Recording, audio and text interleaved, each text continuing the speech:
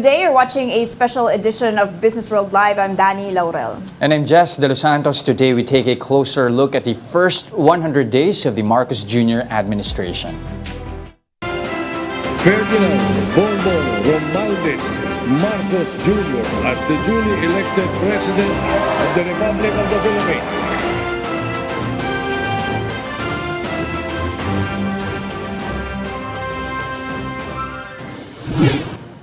We begin with the president securing billions of dollars in investment pledges as he took on the role of a so-called traveling salesman in his first 100 days in office. And despite a string of controversies, the president says his administration has formed a, quote, functional government that is composed of the best and brightest officials. Arian Kalumbiran with the report.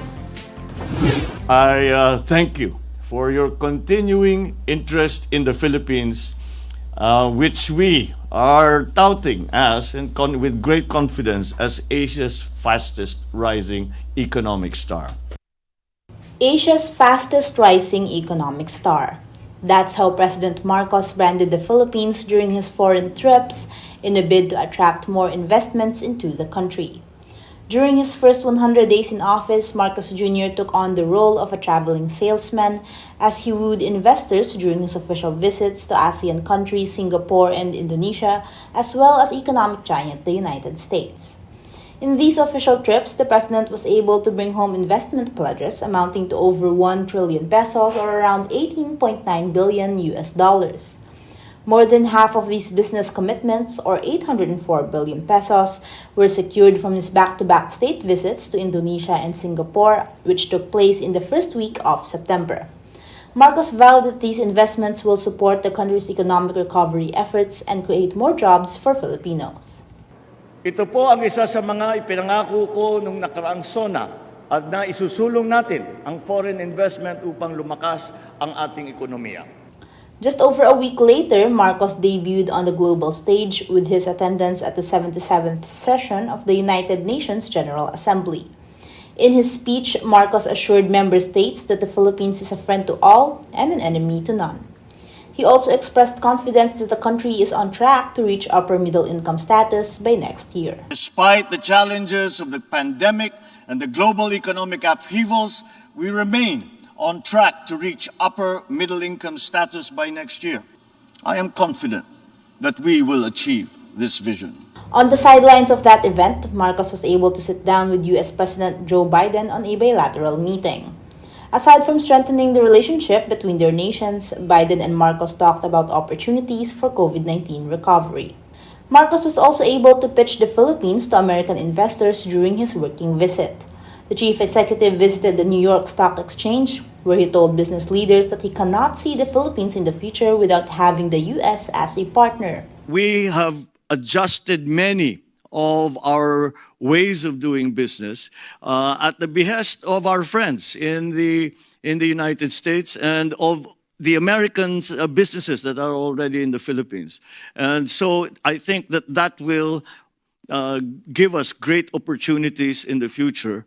Marcos's trip to the U.S. yielded $3.9 billion or more than 200 billion pesos worth of investment pledges from various sectors. These pledges are expected to generate over 112,000 jobs. Marcos's foreign trips, however, did not come without some controversies. Earlier in October, Marcos made an unofficial and unannounced trip to Singapore to watch the F1 Grand Prix. Marcos's second trip to Singapore was strongly criticized by some groups as it took place just days after the country was hit by Typhoon Karding. The palace was initially mum on the matter, but it soon confirmed the trip and even described it as productive, saying the president was able to meet business friends who are willing to invest in the Philippines. In assessing his administration's first 100 days, the president said they were able to achieve a, quote, a functional government that has the best and brightest officials. He said his visits to Singapore, Indonesia, and the US allowed him to show the world where the Philippines is headed economically. I think what we have managed to do in the first 100 days is put together a government which is functional and which has a very, very good idea of what we are targeting in terms of strict economic targets. We bring the best and the brightest, and we do not look at color in terms of political color. I think we have done that. Aryan Kalumbiran, We Are One News. Now, motorists, you may want to fill up your tanks as oil companies gear up for a big-time oil price hike this week.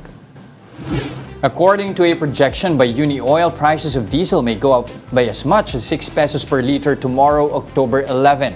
Gasoline prices are also seen to hike by more than 1 peso per liter.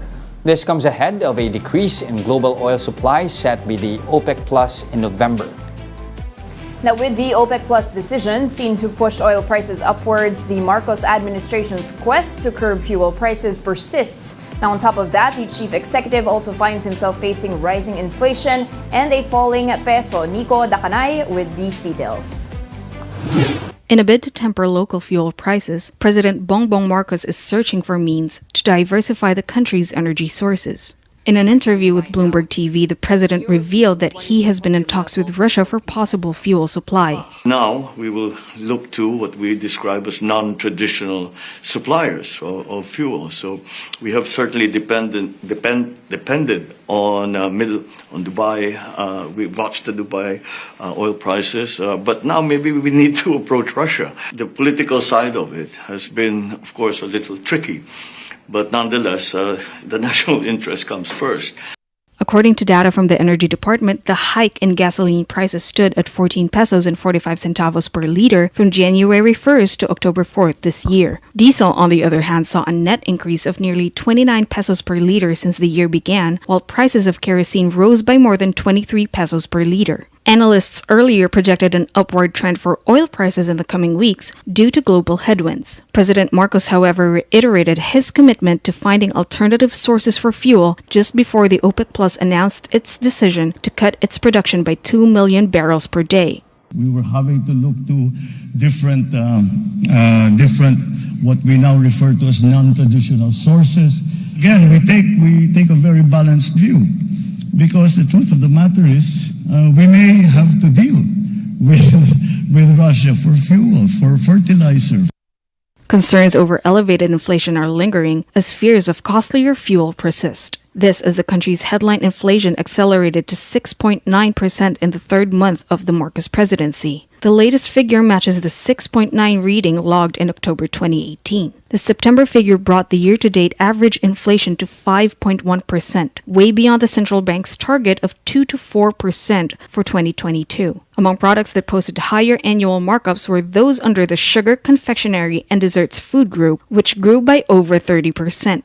This as government grappled with sugar supply issues early in the administration. Key government officials faced Senate inquiry following the release of Sugar Order No. 4, which Malacanang clarified had not been approved by the president, who also sits as agriculture chief. Sugar Order No. 4 directed for the importation of 300,000 metric tons of sugar in a bid to address supply issues and ultimately bring down retail prices. Issues of artificial shortage and hoarding also surfaced after authorities discovered thousands of sacks of sugar hidden in warehouses. Government eventually greenlit the importation of refined sugar, but at a lower volume of 150,000 metric tons. These supplies are expected to begin arriving in end October. The peso's losing streak also contributed to pricier food, as importation costs for raw materials and ingredients needed for local production also climbed. This is primarily due to aggressive rate hikes in the U.S., which has weakened currencies around the world. In the month of September alone, the Philippine peso breached its record low 11 times. The local currency first hit its all-time low at 56.77 per dollar on September 2 and later plunged to 58.99 on September 27.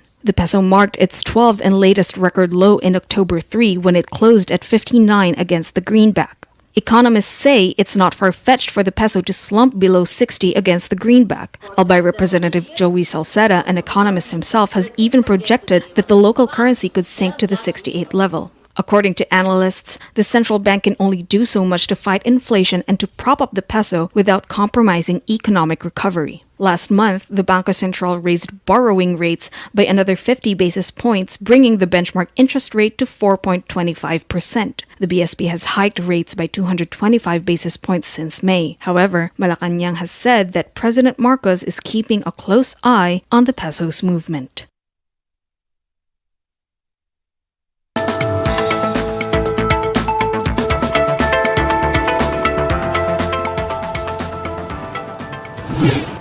The first 100 days of any presidency is a benchmark of how the full term might actually pan out. It gives us an idea of the president's management style and priorities. Now that the honeymoon period is over for President Bongbong Marcos, did the country get a sweet taste of what's to come in the next 6 years? Let's get insights from the business community. Joining us is Coco, Alcuaz, Executive Director of the Makati Business Club. Coco, thank you for joining us today. I mean, the last time we had you on the program, Marcos had just won, and he was, of course, on the way to forming an economic team. Now, that has been completed. Do you think that the Marcos administration has spelled out its strategy to beef up the Philippines' economic game? Are we really en route to being what he says is Asia's fastest rising economic star? Morning, Jess. Morning, Danie. Thanks very much for this interview, for calling on us.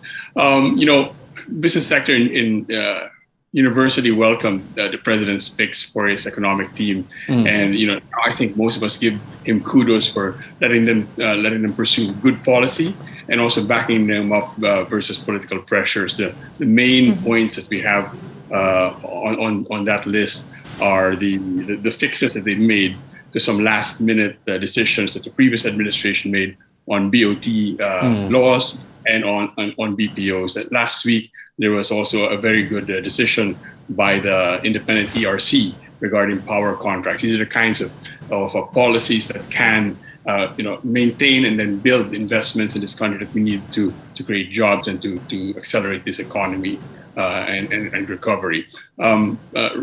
We said then, when the president picked his team, that personnel is policy. And that's what we're seeing in the decisions that his team has been making. You talked about Asia's rising star. I frankly much prefer the phrase he used, I believe, in the SONA, when he said he wanted to make the Philippines an investment haven. And I like to see the Philippines as a potential turnaround story. As you guys know, just in very recent history, the previous administration passed 3 very good laws in terms of opening up the economy. And now this president is sending the message that, unfortunately, the previous administration also, between the 3 of us, bullied a lot of businesses. But this administration is setting a new message in terms of welcoming investment, welcoming PPPs, not just the big infrastructure PPPs, but public-private partnership in general. We ourselves have talked to 10 heads of departments and agencies. That is just in the first 100 days. That's more than in all of the 6 years of the previous administration. And most importantly, there's a private sector advisory council headed by Sabina Boitiz that gives many businesses, many leaders of businesses in this country, many of the conglomerates there and other businesses, a direct way to contribute to economic policy.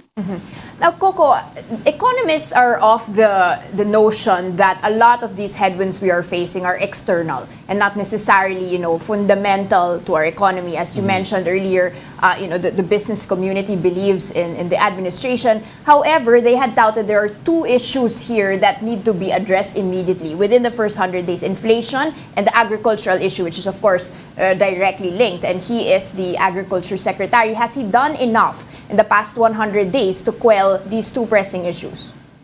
Many believed, and I think you heard and read this, that it was a risky move to name himself Agriculture Secretary, not just because prices and inflation are notoriously difficult to manage, but also because it's very hard to run a whole country and also a major department at the same time. So a big dividend if he succeeds there, and a big blow if he doesn't. Right now, of course, inflation is ahead, but so far there's no strong sign that the hurt is so bad that a significant number of Filipinos have turned against him yet. So the jury is out regarding inflation. Right now it's ahead, but he can still turn that around. All right. Now, shifting, of course, theoretically, the admin should be, well, the BSP should be independent, no, from what's going on. But we can't deny that the peso weakness has been an issue here. It's the weakest we've ever seen. Has there been any reassuring moves from the government to quell the anxiety of a weakening peso, particularly if you want the Philippines to be an investment haven? Just, Danie, you know that almost all currencies around the world are down versus the dollar. Yes, on some weeks we are the worst performer. There's only so much a government can do. Like you said, the BSP is independent. It has to balance raising rates to control that inflation with the effect that higher rates would have in the economy. The administration's job is to try to loosen up the bottlenecks so that supplies get to the people, and that does not, and constriction in supply doesn't cause the inflation. Like I said, inflation remains ahead right now, but the government has time to take steps so that more supplies get to the people in time and quell that inflation. Now, Coco, what do you make as well of the president's foreign policy here? Like what you mentioned earlier, you wanted to focus on his previous speeches saying that he wanted to make the Philippines an investment haven. True enough, for the past couple of weeks, he was able to secure at least 1 trillion pesos worth of investment pledges. But has he secured enough, even real big ticket projects here at the same time? Is it going to be a bit of a concern here now that he's opening the possibility of us at least importing oil from Russia? Is that a risk worth taking at this stage? Yeah. The good thing that the president has done here is a change in tone. Both you had a quote there where he talked about how we have adjusted policies to favor the U.S. And I think he may be referring to some of those laws that we passed in late last year that open up the economy to foreign investors. But also, he's taken some steps recently on the security side, increasing the number of joint military activities and also expanding the Balikatan, next year. Yes, and both of these send a signal to the U.S. and to other investors that the Philippines is a place that they can do business with. And hopefully both those, the legislation passed by the Duterte government last year and these signals that the president is sending this year will bring in those investments. We lagged many of our neighbors over the last 6 years in bringing in those investments. We hope that comes in. You bring up Russia. Obviously, we'd like to get cheap oil, and if Russia offers that, I can understand why in the short term that might be attractive for the president and the administration. I think it's important for them to balance that with the long-term effects, long-term possible effects of a transaction with Russia in terms of what signal that might send to the U.S. and to other investors about the Philippines. And more on that point, what we're seeing as of the past weeks, there's been a lot of shuffles and changes in terms of cabinet appointments. Does that in any way you think spark confidence or concern or doubt even when it comes to an investment climate here in the Philippines?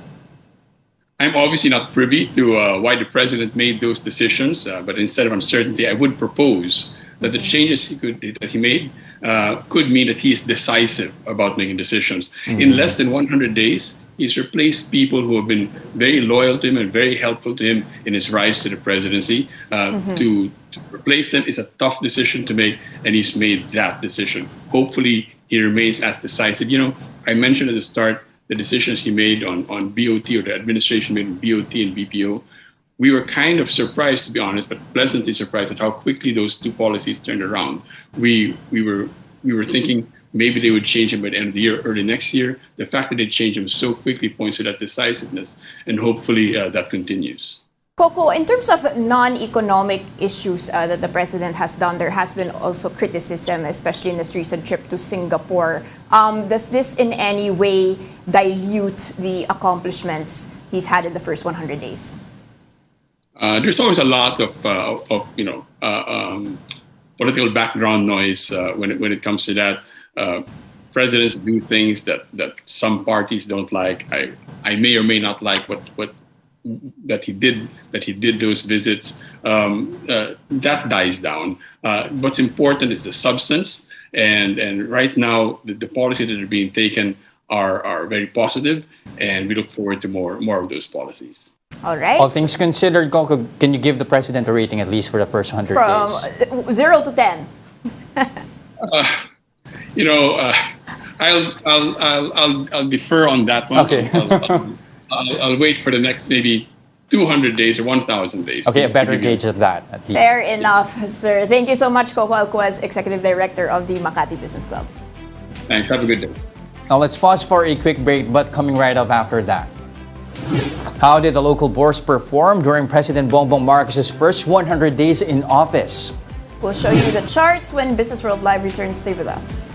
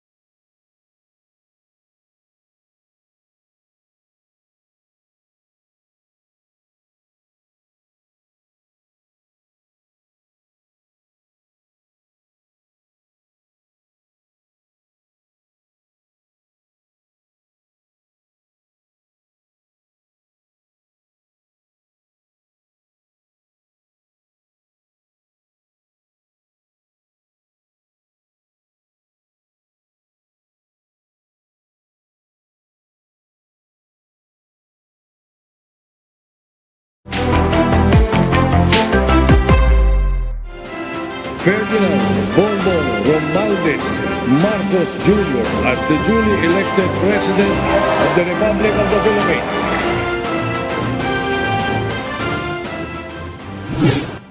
And you're still watching Business World Live here on One News. Now, Dan, the honeymoon period was not really a honeymoon here for the local bourse. September wiped out all the gains, at least at the start of the PBBM administration. Where are we now at the moment? All right, there's a very nice chart here of Bloomberg which shows the different presidents' first 100 days in office. You can see just two presidents here, Gloria and Benigno Aquino III, with some gains. So, he's not necessarily out of the loop here, but you can see that we've been down close to 6%. And like you mentioned, we did have some gains. We were actually peaking at 8.9%.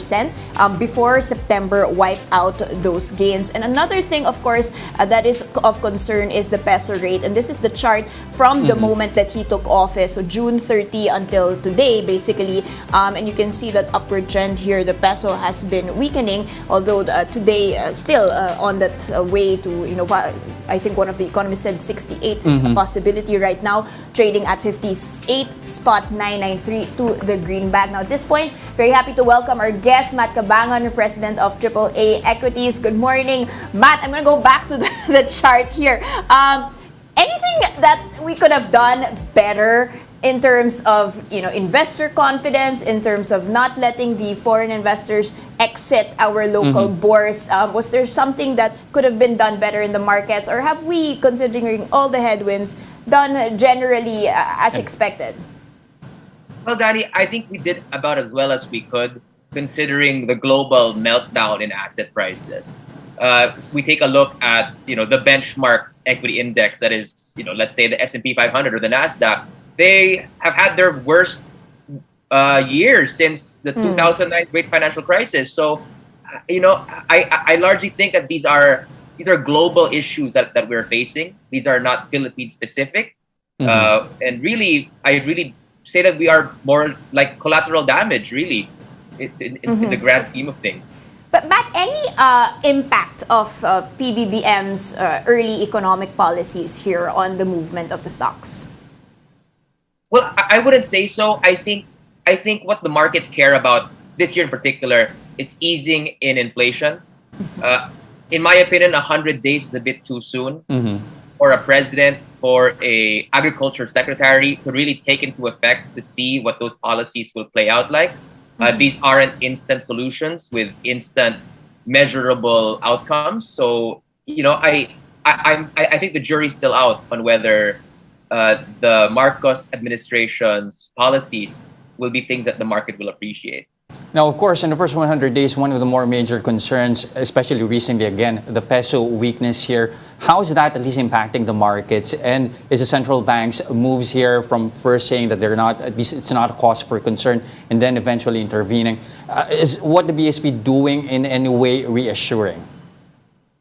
Well, I really do not envy the predicament that the BSP finds themselves in now. On the one hand, they did admit that they have been intervening in the market, although clearly the chart does not, make that obvious. So Could have been worse. And that's the scary thing.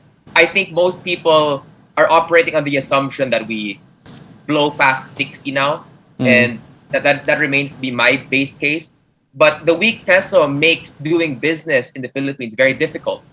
We are a net importer of virtually all goods, whether that's food or energy. Basically, all of the inputs into doing business here in the Philippines are imported. And a weaker peso makes that entire process so much more costly, which at the end of the day gets passed on to the customer. So I think this is the problem that businesses are looking at now. Unfortunately, I don't think there's a straightforward solution that the BSP can do. Defending the peso by selling their reserves can only do so much. And if they overdo it and we start seeing those reserves run a little thin, that only increases the panic in the market. So it's not a straightforward solution by any means. Okay. Matt, why is there such a discrepancy between the investment pledges that BBM has gotten 1 trillion pesos already in the first 3 months compared to the exodus of foreign investors in the local market? Why don't they come back, especially since you mentioned we've managed to, well, not necessarily be the worst in terms of inflation. The rest of, emerging market currencies are also depreciating. But apart from this, even domestically, you've got IPOs being deferred, North Star and Upson. So why the lack of investor confidence? Well, right now, what we're seeing, at least among the public market investors, is a rush for the safe haven, and right now it's really just cash. It's not in bonds because bonds have equally sold off. It really is just cash. So for public investors, which I think are much different than the sort of private early stage investors that President Marcos secured with the investment commitments, I think that their motives and their time horizons are very different. From those investors that you mentioned. So I do think the global market appetite has to improve for us to see the Philippines turn a corner as well. Matt, will the drought in IPOs linger? Well, the thing with the IPO drought is what we've seen the companies who deferred say was that they're waiting for better market conditions because naturally they want a higher valuation for their company. And what that tells us is these companies probably have alternative means of financing. They probably don't need the money right now anyway. So, it's a mixed bag. On the other hand, if we started seeing a flood of IPOs for companies who are desperate for financing, I would see that as a big red flag. So, and we're not seeing those either. So, on the one hand, we're not seeing, IPOs, but to me, that's not really a sign that companies are struggling right now. Now, again, at the turn of the new administration, there's been a host of challenges for one particular stock here. I mean, used to be at least of the previous administration, if we may call him that, the golden boy, the darling of the previous administration. Now, there's been a host of challenges for Dennis Uy stocks here, previous of which, of course, most recent, we have some challenges in terms of payment from PLDT here. So, is there hope to at least salvage this, and how? So, I think this is a very, very peculiar and very opaque story, and even from where I sit. This company, I think, as the more news comes out, has more and more ties to other listed companies. I think most people, myself included, were operating on the assumption that the Dennis Uy group of companies really only had exposure to banks. And I think, that banking, that credit exposure has been baked into most people's expectations of the banking sector. But now we're seeing other telcos, we're seeing non-bank institutions essentially be extending hundreds of millions, if not billions of pesos worth of credit to the group. So, this is a very difficult situation for me, and I think for most analysts to take a look into, just because there's just so much, it's just so opaque. And it certainly is something that people need to pay attention to now that rates are rising very, very fast. I think this situation could really deteriorate very quickly. Okay, Matt, before we let you go, stock picks. Oh, I mean, right now, my picks right now are the stocks that are trading at or near their COVID lows. So I don't see much logic, even with inflation, even with all this, with this poor market, for these companies to be trading below where they were in the March 2020 panic. So two names in particular that I like are SM Investments and Ayala Land. Those two are basically trading at COVID lows. It would take something very drastic to justify them trading any lower from here. And that's why those two are my picks. All right. Right for the picking. Thank you so much, Matt Cabangon, President of AAA Equities. Thank you very much. And that's it for today, October 10, 2022. Join us again tomorrow here on Businessworld Live. You can also catch us on Signal Play. Register for a free account now at www.signalplay.com and stream One News Live anytime, anywhere. I'm Jess Delos. And I'm Danie, Laurel. Stay safe, Philippines. We are One News, all sides, all the time.